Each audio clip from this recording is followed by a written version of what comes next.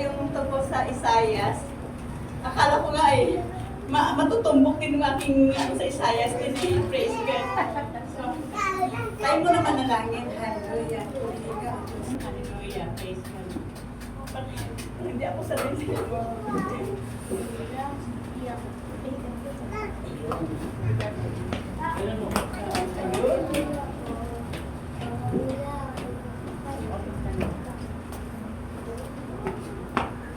So, ang tatalakayin po natin muli doon sa open heaven tayo na kung saan doon po ako pupuntahin sa Isaiah 45. So, titingnan po natin. So, ano natin po ay pinili, hinirang ng Diyos. Naniwala pa tayo na pinili na tayo ng Diyos? Amen. At hinirang pa? Amen. Amen. Ano na yung hinirang? Pag-gamit ka talaga. Amen. Pag pinili, preparation pa lang yun. Pag hinirang ka na, ito ay mayroon ng kaakibat na assignment na dapat. Kung ano dapat gawin. Tungkulin na. Yes, may tungkulin na. Okay, so, basahin po natin sa verse 1 na ang liit. Sige po, sa verse 1. Sabi niya, ito ang pahayag ni Yahweh kay Ciro. So, sa English po si Cyrus. Okay. Ang pinunong kanyang pinili, take note, pinili na siya. Upang sakupin ang bansa at alisan ng kapangyarihan ang mga hari. Doon na tayo. So, si Cyrus na to, para malaman natin kung sino siya, si Cyrus ay hari. Hari siya ng Persia. Okay? Na naging sa Persia noon. At ngayon ay Iran. Yun. Kung panahon noon ay yung tawag doon ay Persia, sa panahon ngayon ay Iran. So, siya ay isang hari ng hari siya ng Iran. Okay. Siya ay nagtatag ng imperyo at siya ay ginamit ng Diyos. Ginamit siya kasi pinili nga siya eh.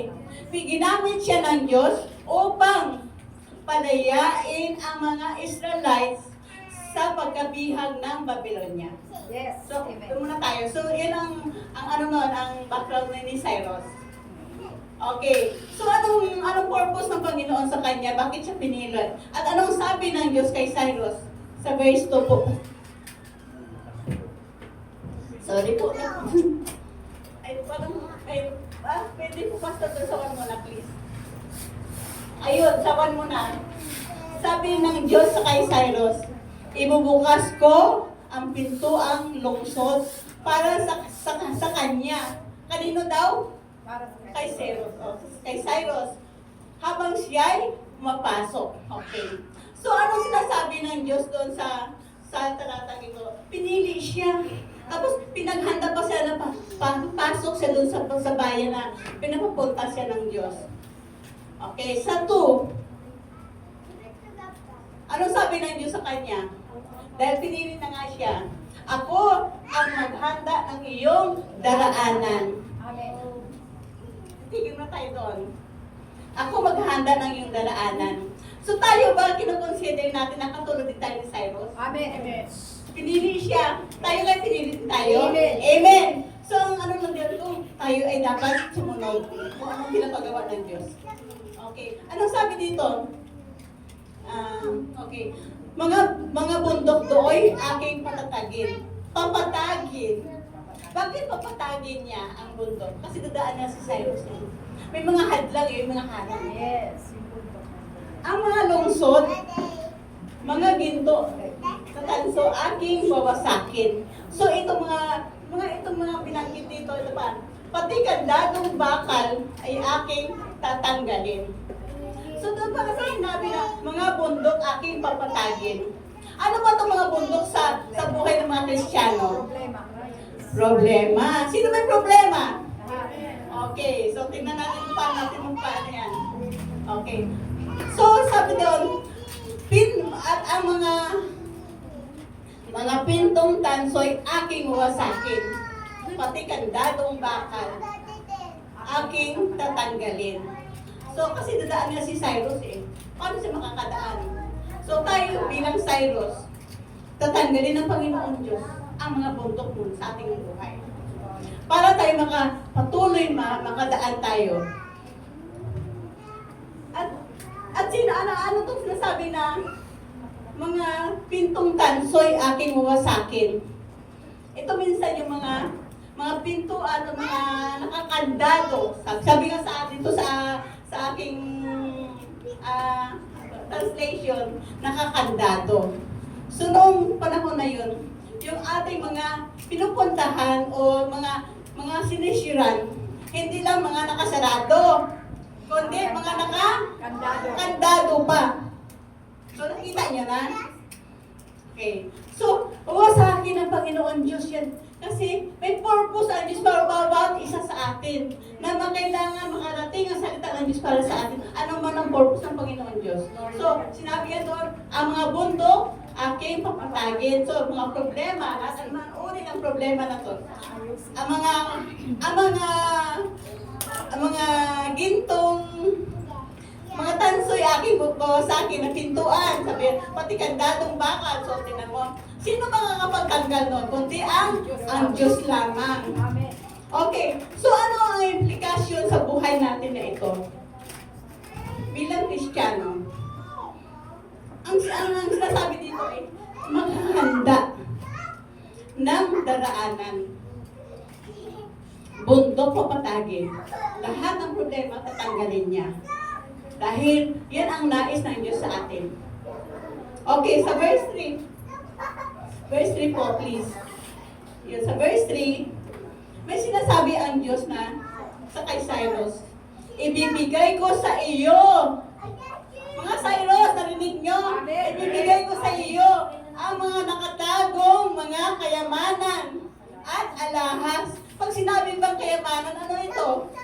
Lahat ng uri ng kayamanan. Kayamanang physical, sa physical, wala tayong karamdaman. Kayamanan lang natin yun, di ba? Sabi nga pinaka-the best na kayamanan ay yung ating health. Amen. So, sabi niya, ibibigay ko sa iyo ang mga nakatagong mga kayamanan at alahas. Pag sinabing alahas, hindi lang to ginto. Hindi lang to ginto. Mayroon pang diamante. Praise God. So, ang mga, ibig sabihin, yung mga intended na pagpupala para sa kanyang mga anak na pinili at take note, pinili, ay talaga dapat nagpapunta sa mga anak niya. Nang sa gayon, sabi niya, nasa gayon, pag binigay na ito ng Panginoon, sabi niya, nasa gayon, malalaman mong ako si Yahweh. So, tingnan mo, sino daw siya? Si Yahweh. Si Yahweh ang Diyos natin. Ang Diyos ng Israel na siyang tumawag sa iyo. So, sino dito nangiwala na tinawag tayo? Bawat sa tinawag. Amen. Pakita na po ang kamay. Amen. Amen. So, yung mga nag-response talaga yung anak ng Diyos na tinawag. Praise God. Kaya taas ka ng kamay. Praise God. So, mga tinawag tayo. Okay? So, mga kayamanan at pagpapala na walang makapag-withhold kapag ito ay intended para sa atin. Na-withhold lang ito kapag may pagsuway tayo. Praise God. At take note ha, mga intended para sa kanyang mga hinirang. Okay, verse 4 po. Sinabi dito, tinawag kita sa iyong pangalan. Ayan. Naniniwala ba kayo na tinawag tayo sa kanya-kanyang pangalan? Amen. Amen. At minsan, may mga tinawag na katulad ni Ate Amy, no, may tinatawag, pero dinagman niya. Pero ngayon, tumalima siya. Sumagot siya. Lumapit siya. Sila Kuya Omar din. Tinawag din siya ng isang Diyos ng salat. Omar! Nasaan kayo? Lumapit kayo sa ating panambahan. So, ibig sabihin, medyo ano lang yun ha? Example lang yun. So, bawat isa sa atin mga tinawag. Kaya lang minsan, pag tinawag kayo ng Diyos, ang response minsan natin ay, Dedma. may pagtawag talaga sa atin. Amen. Naniwala kayo, may pagtawag sa atin. Na minsan nadilidedma natin, binabawaliwala natin. Dapat tayo, kung tinawag tayo, yes Lord, nandito ako, ano po ang gusto mong gawin ko? Dapat ganun tayo. So kung tinawag tayo ng Panginoon Diyos, so tinawag tayo sa ating mga pangalan, sabi dito, tinawag kita sa iyong pangalan, alang-alang sa aking lingkod na Israel, na si Israel, na aking hinirang. Ano pa sabi ng post? Bibigyan kita ng malaking karangalan kapag tumalima tayo. Kapag hindi pa tayo tumalima, mayroon pa tayong mayroon ba tayong asahan? Wala, okay. So, bibigyan kita ng malaking karangalan kahit hindi mo ako nakikilala. Yun ang masakit minsan eh. Minsan, pinapaliwala natin ang Diyos, bali hindi natin siya kilala. Nakikilala lang natin siya kapag may kailangan na tayo. Dapat sa isang Kristiyano, may kailangan tayo o wala, dapat lagi tayo nakatawag sa Kanya. Dapat lagi tayo nakalapit sa Kanya. Yun ang tunay na may relasyon sa Panginoon Diyos. Hindi lang kung kailan tayo may kailangan. So, nung tinawag tayo sa ating pangalan, anong ibibigay niya? Karangalan. Kapag tumalima tayo sa kanyang pagtawag. Okay. Sa verse 5 po, anong gusto ng Diyos para sa atin? Ano bang gusto ng Diyos? Sabi ng Diyos, ako si Yahweh. Ako lamang ang Diyos at wala nang iba. Ayun. Ako lamang, sabi niya, ako si Yahweh. Ako lamang ang Diyos at wala nang iba. Ngayon ang tanong, tayo ba may mga Diyos pa ba tayo na iba sa ating buhay? Okay, ito na lang tanong ko. Ilan ang Diyos? Marami! Marami ang mga Diyos. May Diyos na kung ano-ano dyan. May Diyos na kayamanan, may Diyos na kung ano pa.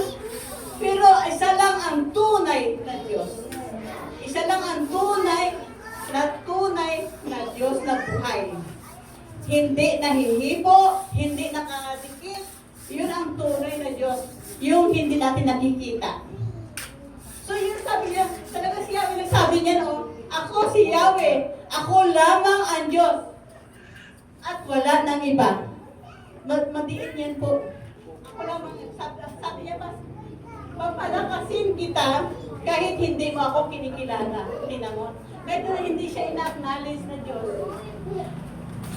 Ano pa sabi na? Papalakasin pa rin niya yung tao. Yung Kristiyano, si Seros. So, dapat kilala si Yahweh na ako lamang ang Diyos, wala nang iba. So, ngayon tayo, pwede natin examinin na natin sarili, may Diyos pa ba ako kahit na iba sa buhay ko? Tayo lang po makapagsagot niya. Okay. So, yun po ang gusto ng Diyos na makilala siya at siya lamang ang Diyos. Okay, verse 6 po. Ginawa ko ito upang ako ay makilala. Tingnan mo, nagpapakilala talaga ang Diyos sa atin. Kaya na ang problema sa atin, ng mga tao, ayaw minsan natin kilalanin ang Diyos na totoo. Sabi niya, ginawa ko ito upang ako ay makilala mula sa silangan hanggang kanluran. At makikilala nila ako, si Yahweh. Ako lamang ang Diyos, wala nang iba. Take note. Ilang beses niya sinabi dito na sa verse 4 yata, yun na sa 5 din. Nagpagkila sabi niya, kahit hindi mo ako kinikilala. Okay. Sa 4, 5, pastor please. Yun ang sabi doon sa 4, kahit hindi mo ako nakikilala. So, nagpapakilala ang Diyos. Amen. Tinawag po siya. So, kita po sa 5 po, sinabi din doon, kahit hindi mo ako nakikilala. Tingnan mo? So, kung saan ba? Sige, lalamit pa rin ako sa iyo. Kahit na hindi mo ako nakikilala, kilala pa rin ako sa iyo. Gagawa pa rin ako ng tulong sa iyo. Gagawa pa rin ako sa iyo ng mga pabor na para makilala mo lamang ako. So, ganun ang Diyos. Gusto niya makilala natin siya. Na siya lamang ang tunay na Diyos. Wala nang iba. Praise God. So, sa basis, siya lamang ang tunay na Diyos.